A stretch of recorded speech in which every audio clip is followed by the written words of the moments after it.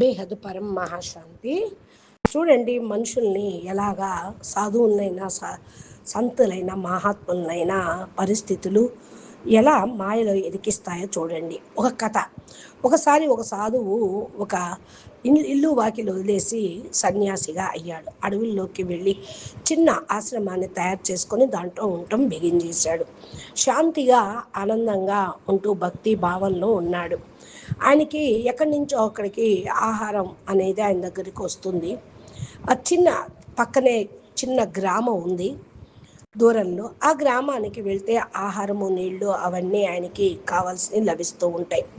ఒకానొక సమయంలో ఆయన వెళ్ళినప్పుడు ఆయనతో నడుస్తూ వస్తూ అడవిలో నుండి ఒక పిల్లి కూడా ఆయన ఆశ్రమానికి వచ్చింది. అంటే అడవిలో తపస్సు చేసుకుంటూ ఉన్నాడు. ఇక ఆశ్రమం నుండి బయటికి వెళ్ళటం రావటం వల్ల అడవిలో నుంచి ఒక పిల్లి ఆయన వెంట రావటం జరిగింది. పిల్లి చూశాడు పిల్లిని. తను తింటున్నాడు. మరి అయ్యో, పిల్లికి కూడా పెట్టాలి కదా అని పిల్లికి కూడా కాస్త ఆహారం వేశాడు. అసలు ఏమీ తింటం లేదు కదా అనుకొని ఆలోచన చేశాడు. ఇది ఆహారం తినదు, పాలు తాగుద్ది అని సంకల్పం వచ్చింది. గ్రామం వాళ్ళని పిల్లి కోసం ఆహారం, పాలు కావాలి అని అడిగాడు. మరి ఆ పాల కోసం పాలు ఇవ్వటం అంటే వాళ్ళు సలహా చెప్పారు. పిల్లికి పాలు ఇవ్వటం కోసం నెమ్మదిగా అలవాటు పడితే అది ఎక్కువగా తాగటం వస్తూ ఉంటుంది, పాలు లభించినవి సరిపోవు అంటూ ఆయన చింతనలో పెరిగిపోయాడు. ఇక ఒకరోజు ఆయన పాల కోసం తపన పడుతూ ఉంటే, టెన్షన్ అవుతూ ఉంటే, మరి స్వయం ఆయన తినకుండా దానికి పెట్టడం కూడా జరిగింది. చివరికి గ్రామంలో ఒక పని చేశాడు ఒక ఆయన. ఈ యొక్క పాలు కావాలి దీనికి అంటే, సరే మీరు పాలు కావాలంటే ఆవుని పెంచుకోండి, ఆశ్రమంలో మేము దానంగా ఇస్తాము, ఆవు పాలు ఇస్తూ ఉంటుంది, మీకు పిల్లికి ఏ ప్రాబ్లం లేకుండా ఉంటుంది అని చెప్పడం జరిగింది. అశుభ్రంగా పాలు తాగుతున్నది. కానీ ఆవును కూడా మేపాలి కదా, గడ్డి, ఆవు దగ్గర పని అవన్నీ చెయ్యాలి కదా.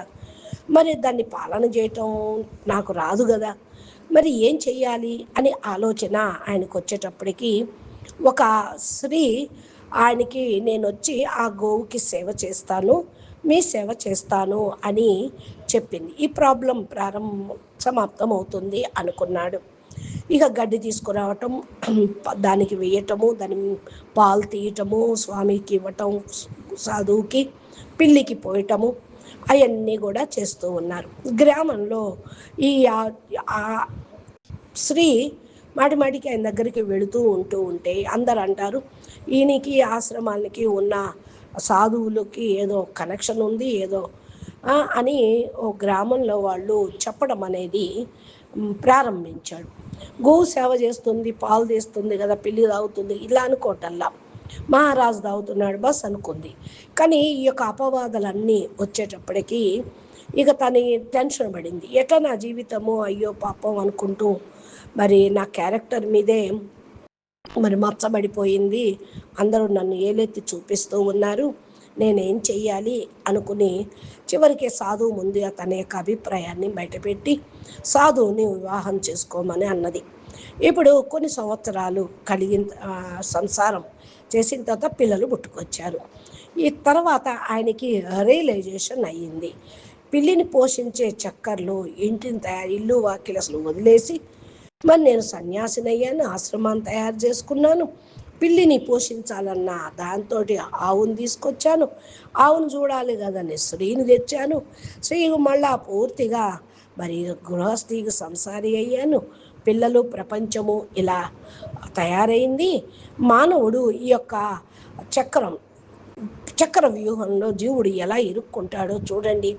ఆత్మ ఇలాగే ఈ ప్రపంచం అనే సంసార చక్రంలోకి వచ్చి ఒకదానికొకటి కోరికలు పెరుగుతూ ఆలోచనలు చేస్తూ ఉంటే ఇలాగే ఇరుక్కుపోతూ ఉంటారు.